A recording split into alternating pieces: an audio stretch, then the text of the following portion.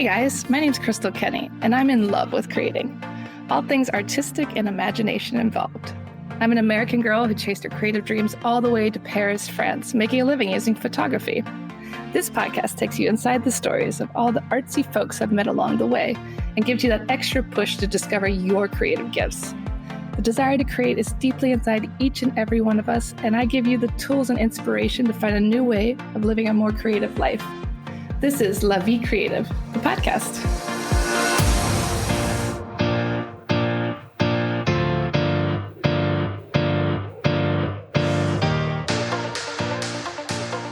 Today we're diving into something many people feel in their bones but don't always know how to express: the longing for simplicity, heritage, craftsmanship, and the beautiful tug-of-war between old world charm and modern life. My guest today is someone who embodies that balance so effortlessly. We have Chloe on the show, who is the creator of Boxwood Avenue. She's an interior designer, she hosts retreats, she sells online, and I can't wait to share with you today. So welcome to the show, Chloe. Hello. I am so excited to be here. I was lucky enough to meet you, I guess, years ago now with Adri. We all had lunch together, and I was like, I need to interview this girl. She's got a lot going on. So thank you for coming on today. Thank you. I'm really excited. So I always like to go back to the beginning of like what connects you to France. I know your father's family is from France. Tell us more. Yeah. So my family, my father's family, like you said, is from the French Alps. And so, as many did during World War II, my grandfather and his brothers and one of his sisters immigrated to the States and San Francisco. So they came to the West Coast, and my grandfather said that he heard tales of mountains like France, and then we ended up in Tahoe. Because it's similar to Megève, which is where he is from originally. So I think I've always had this sort of inner call towards France, but I didn't. The first time I came to Paris, I actually didn't really like Paris. I was like, oh, I don't understand the hype, and didn't necessarily love France that much until I started antiquing here and coming here, and then I sort of got bit by the bug, and now obviously live here. So that's how that story went. Yeah, it's kind of funny how that happens. Like people either like love it or hate it, and then every once in a while it grows on you. Yes. And now you're running retreats, you're living here, you're antiquing. Talk more about your business. Yeah, so I started to travel more to France. I came on a retreat, before I really had a business. I started with an Etsy shop a long time ago, and I remember when I was getting my Etsy shop going, I thought, oh, if I could just make enough money to go to France once a year, that would be incredible. And I have Lori, who's my right hand now. She was living where I was living in this really tiny town. Literally, the population is 0 if you Google it, but we were living there. And she was just said, I really think you could make something out of boxwood. I believe in you. And I honestly, I've talked about this on other podcasts. Like I really didn't believe in myself before I met Lori. She's really helped me tap into who I am. But we started to grow the Etsy shop into an interior design business, and we opened up a brick and mortar. I was coming to France a little bit more with family, and I started to bring back some antiques from France for my brick and mortar and for our design projects. And in doing so, I was sharing on Instagram, and people said, we want to come with you. And I posted on Instagram. I said, okay, we'll do retreats here. Who wants to come? And Lori didn't even know. I didn't even talk to her about it.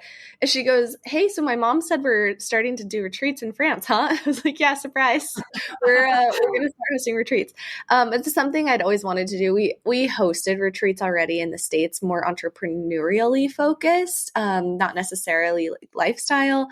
So the retreats throughout Europe, and ironically, our first retreat was in Italy, not France, but our retreats throughout Europe are focused mostly, we call it like every woman's dream trip to Europe. Not to generalize too much, but cooking classes, antiquing, great food, great wine, beautiful stays. So it's pretty fun.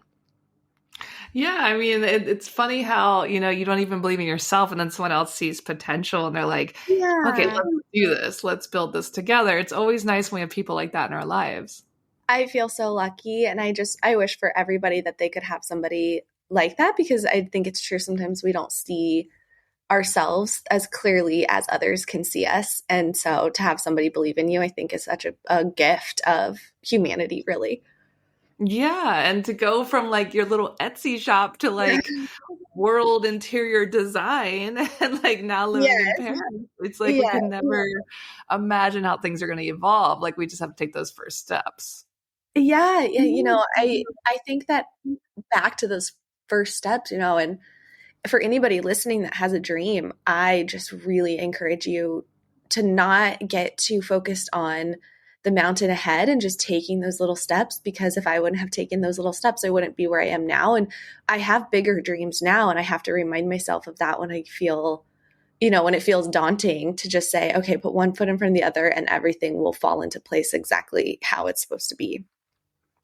Yeah, I think it's really important to remember like some of the things we have today were the dreams we had like 10 years ago, right? Yes. Like we need to like always wanting more, but also appreciating what we have. Yep. Yeah, exactly. So you kind of have this life between two worlds. You had like the ranch life and then Paris, and you have this incredible line, luxury and simplicity. Talk a little bit about that. Yeah, so I'm from Reno, Tahoe originally, and I moved up to this cattle ranch. It's called Likely, California. Um, Originally, I think that it said population 99, but they've since downgraded to population 0. But I Oh, moved up wow. there, yeah, and it was this interesting experience because I had grown up in a small city, but a city nonetheless with, things, I'll say, materials. And moving up there, it really stripped away all, like, any sense of materialism that I had. And it really taught me, I feel, about, what's important in life and people and community. And it stripped away all of my things, really. So it was a great experience because I think some people experience that later in life after, you hit a breaking point or you realize, okay, I have all this stuff and it's not making me happy. But I got to experience that in my 20s. So I didn't have a typical 20s. I mean, I did go to college, but I moved up to this ranch right away, and it was a really great experience. I made some incredible friends. The community up there was wonderful, and it taught me to appreciate agriculture in ways I don't think I ever would. And it just taught me about life, I think. And so I lived there for 10 years, but I just after 10 years I felt that it was time to make a change, and it just wasn't my place anymore. And I was terrified to leave, because if you think about it, I was there kind of all throughout my adolescence. And so, I'd matured there, become an adult there. So, anyways, I decided to put everything I owned in a storage unit. And I kind of had a big life transition. I got divorced, and that was hard in and of itself. But I thought, if I am going to start over, I might as well do what I really want to do, even though I'm scared. And so I came to Paris. I moved here for 3 months initially to see, do I like it? I found an Airbnb, long-term Airbnb, and I loved it. And throughout that time, then I applied for my visa, got my visa, and now I can be here full time. So it's taken like a year and a half process to integrate here, but now I would call Paris home. That's fantastic. Yeah. And like you said, you were scared, but you still took those steps, and like we just talked about at the beginning, it's like baby steps. You get an Airbnb, Yeah. you see what happens, Yeah. you see if you find you like being here. Cause I have so many people tell me like, oh, you're living my dream. I want to move to Paris. And I'm like, well, just get an Airbnb first and see how much you like it. And I think that's Exactly. a good way. That's a great way. And, I think that the the rental process here and the buying process is different. And so to first come here in a way that's a little bit more accessible and to create a network of people to help you, I think is really valuable. Yeah, I think it's about showing up, and you can't plan every moment as much as we try to protect ourselves, but you just don't know how things are going to unfold. Exactly. Yes. And can you share a moment when slow living like really clicked for you? Like when did you realize that a simpler life was actually a fuller one? Oh goodness, that's such a great question. I think, okay, so growing up, I think I always desired to sort of fit in.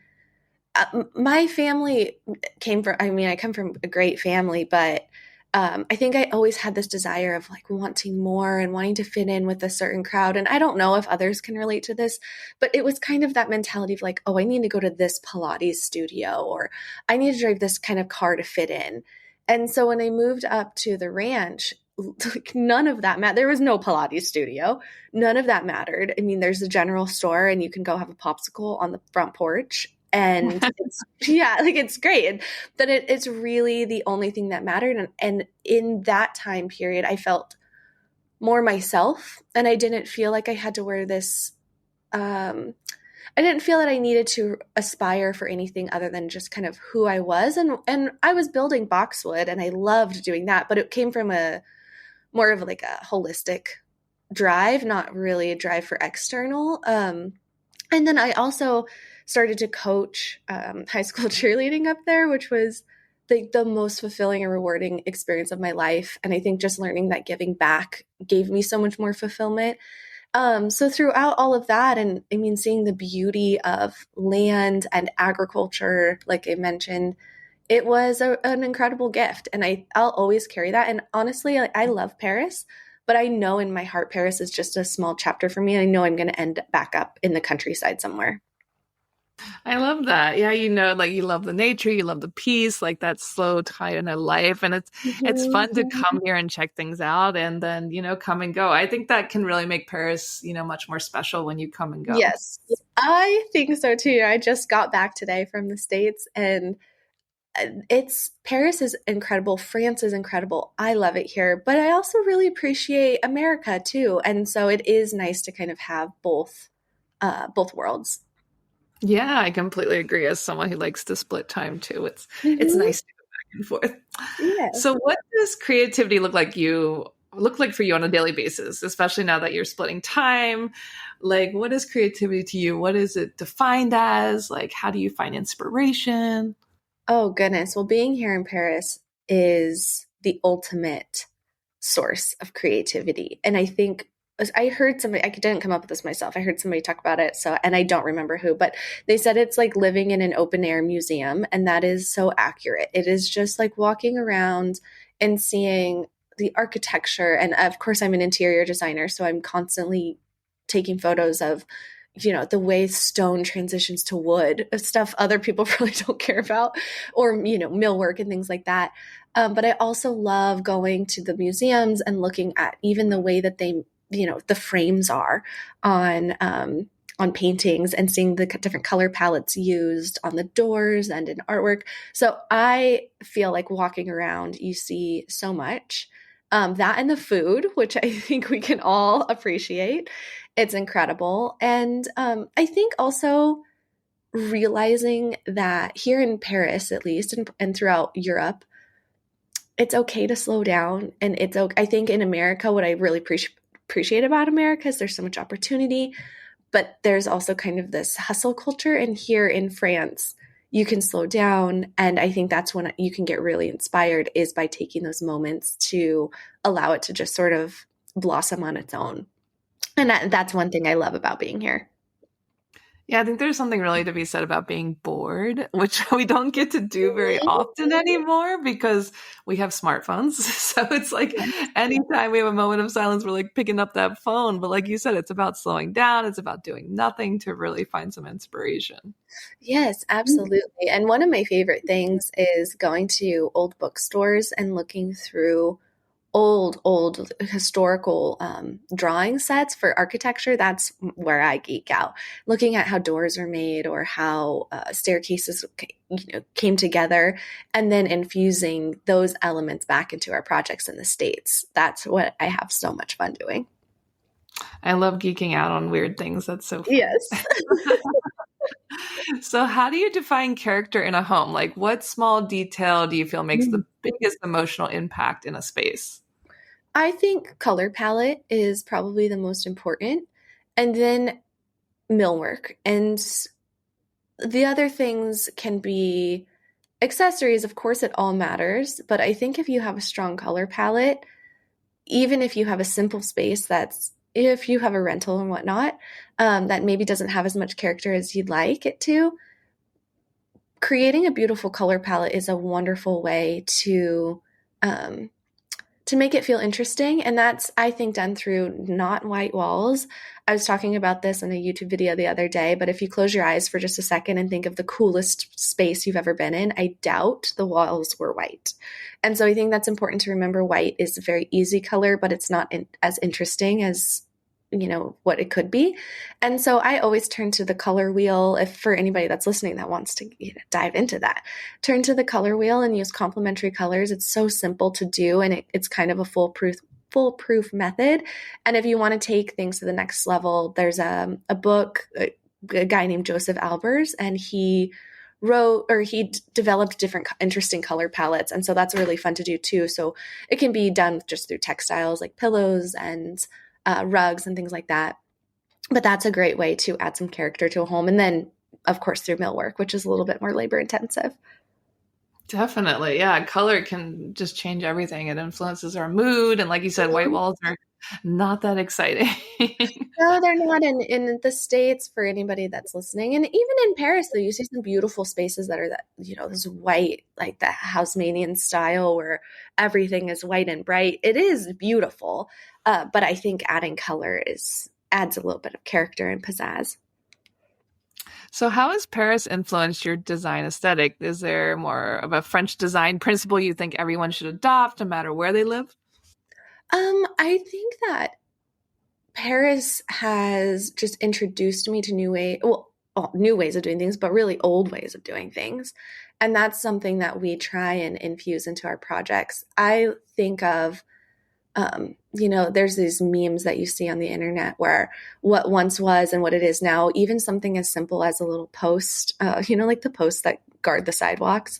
They used to have these beautiful details and like a brass cap, and it was incredible. And now you just see kind of like a simple post. And then in the metro, you see this too, right? Like the old metro stops are so beautiful. And then now like new metro stops, you've got the plastic benches and things, or renovated metro stops. Anyways, I think that being here in Paris and just being surrounded by the old architecture, the beautiful natural materials that are used, it inspires me to kind of give that a renaissance to our designs in the States, because everything is being simplified and being made plastic, essentially. Not to sound negative, but in the States, it really is common to pursue perfection. And I think, as you mentioned, our tagline is luxury and simplicity, but also you don't need more, you need meaningful. So everything that we put into clients' homes, we try to have meaning with everything that we do.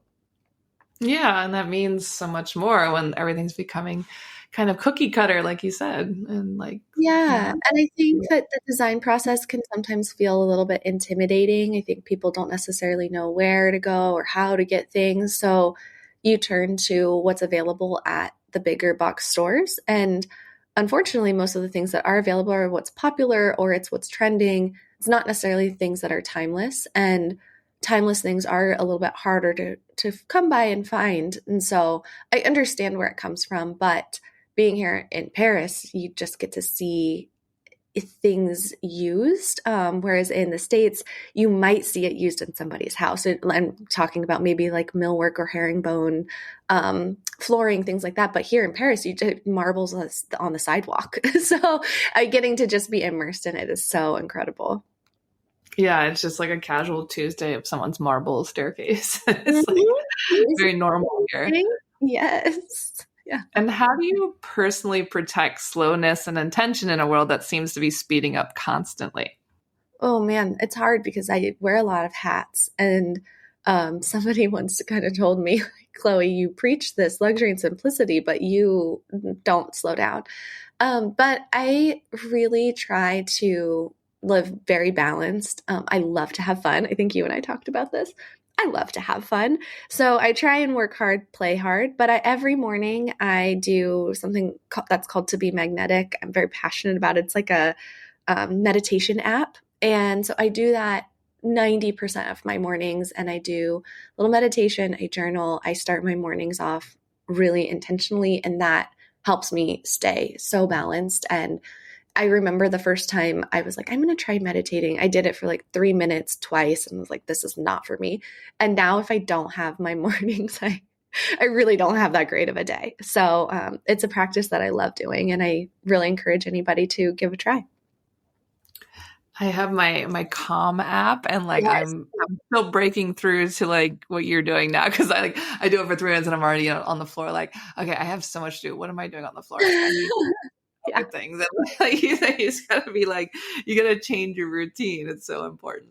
Yeah, so I bait myself with my red light therapy mask. So I do my meditation, I do my red light mask, so I feel like I'm kind of accomplishing things, two birds, one stone. Yeah, they say you can't multitask. You were definitely multitasking. So for someone who's listening, who feels overwhelmed, disconnected, or like they've lost their creativity, what's like one simple, beautiful, or old world habit they can adopt today to reconnect with themselves? Oh, that is so great.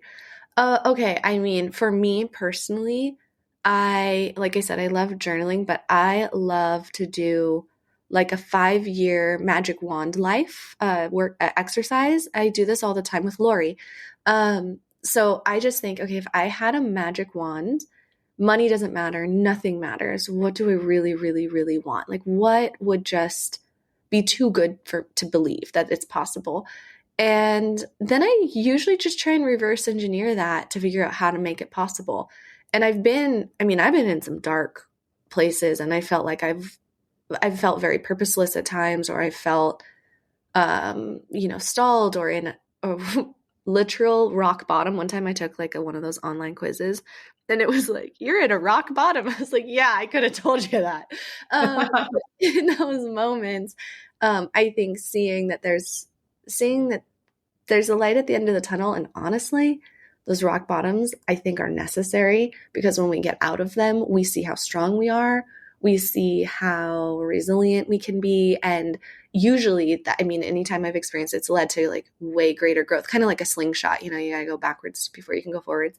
So yeah, but my favorite exercise is really to do that kind of magic wand life and figure out maybe ways to make it happen. Like, I really wanted to live in France. And I mean, 3 or 4 years ago, I'm not to get all deep and sad, but I was probably like on my floor crying at this moment in time. Like, how am I still here? And it takes courage to make a change. But I think that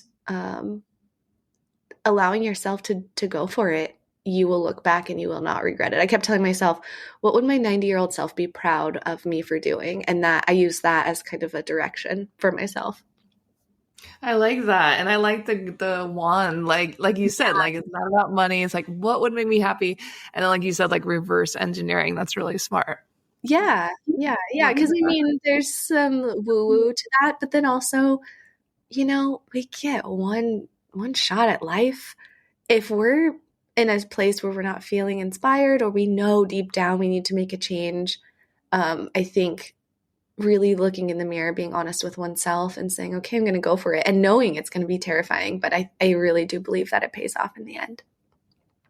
I was listening to an audiobook today about this, about how we're supposed to have gratitude for like bad things happening to us, because like you just said, like it can lead us to where we're supposed to be, which sounds really crazy because you're like, oh God, I'm dealing with this, how am I and you're supposed to be grateful for it, but it's like, yeah, it can work in mysterious ways, these downfalls, these terrible times we've had, which I think we've all been there, where we thought, okay, how am I gonna get out of this one? And then it leads you to something even better. 100%. I learned that through, some client work. Like, this one client didn't end up moving forward, and then later came back, and it turned into an incredible project. And it was one of those like life moments where I thought, I was so sad about that. And then it turned into one of the greatest projects. Okay, I just taught myself, just let anything that's supposed to be happen and just keep moving forward. And I really try and operate from that mentality. It's a good reminder. Yeah, definitely. I think like when we stop trying to control everything and just saying, okay, let's just go with the flow, as hard as that is for, I know for me, we just have to let it go. And talk a little bit about how your business has like moved from different things. Like, you had the brick and mortar store, now you're doing design all over the States, all over the world. You're doing retreats. Like, Talk a little bit about that for business owners, because I think sometimes we feel like really pigeonholed into one thing. Like, how can we kind of, do all the things? Totally. So I think that one thing, Lori is incredible. So I'm really grateful I have a good partner in all of this. But I think that allowing that fluidity for you as an entrepreneur to evolve is really important, because times change, things change, trends change. So what one was doing 5 years ago may not work today, and it may not work 5 years from now. So I think it's really important to be adaptable and malleable to the changing of times. So right now we're seeing AI. And so I'm always thinking, okay, how is this going to affect the business? What do I need to be thinking about, focusing on? So anyways, yeah, I mean, initially I was just an influencer, and I mean, that was the best money I ever made. It was the easiest money I ever made. But I kind of knew, I remember texting a friend, I'm like, this seems a little too good to be true. Like, this seems like a tidal wave. I'm going to ride it out, but in the background, I'm going to have other things sort of on the burner. And after the pandemic, influencer marketing really shifted and changed. And that sort of, changed. And anyways, though, I also had the brick and mortar. The brick and mortar was not as profitable. It was really fun, but it wasn't very profitable. So it wasn't like the best business move. And so I decided, you know what, I'm going to put that ball down. It was hard because I loved the brick and mortar, but it was just a lot of effort. And so I think sometimes, saying, okay, this isn't working, and being honest with yourself, but what else can I try? And so we've always been good at service and hospitality, in Boxwood, and Lori and I. And so I said, okay, we're really good at hospitality. We're really good at serving people. Let's focus more on the design business, and let's build out these retreats.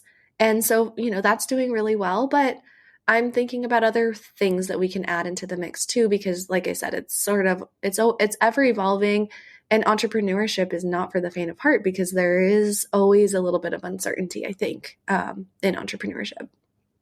Yeah, we definitely have to get creative and put on different hats and find solutions all the time. Yes. Yeah, definitely. And what have been the best resources for you, for your business, for your creativity? Yeah, you know what? I truly think that going to different workshops have been the best resource for me, because we do live in a digital world. However, the human connections I've made through going to, in my industry, there's things called Design Camp and Haven List. So this is for interior designers specifically. But the friendships and connections I've made, one of my very best friends came through that. And then like this month I'm going to Canada with a big group of girlfriends, and we all met through that. So anyways, I think that going to various workshops and connecting on a human level has been the number one way I've grown my business. Definitely. I think it's all about connecting in real life. And I think sometimes we spend too much time on the screen, and we just got to get out there and meet people and make real connections. Yeah, exactly. And where do you see the business heading? Okay, well, my magic wand life is I really love to have Boxwood properties kind of throughout Europe where people could come stay, not necessarily Airbnb style, but more of if you're part of the Boxwood community, this is your home away from home, and us designing them. So I think that could be really fun. We shut down the brick and mortar, but we have an e-commerce store, and I have this vision of connecting European artisans with American designers. So our lighting does exceptionally well. However, times change and the tariffs are really impacting that. So that's been a little bit difficult. We have to navigate that. Of course, the retreats are so fun. I see us continuing doing those, and then the interior design business growing as well. So that's kind of what I've got going on right now, and who knows what's around the next corner, though. Exactly. Oh, that sounds so great. I love that idea. And where can people connect with you, learn more about your work, your retreats, interior design? Yeah, so boxwoodavenue.com is a great place to start. It's the hub of everything. We have travel.boxwoodavenue.com, design.boxwoodavenue.com, and shop.boxwoodavenue.com. So those are all the components of Boxwood. And then, of course, on Instagram and YouTube and TikTok. Fantastic. Well, thank you so much for sharing with us today, and I can't wait to see what you'll do next. Thank you. This was fun. Thanks so much for tuning in to La Vie Creative. You can find more information on MissParisPhoto.com. And if you enjoyed this show, please feel free to share and spread the word for all my creative guests. We have the power to help them to keep doing what they love. See you next time.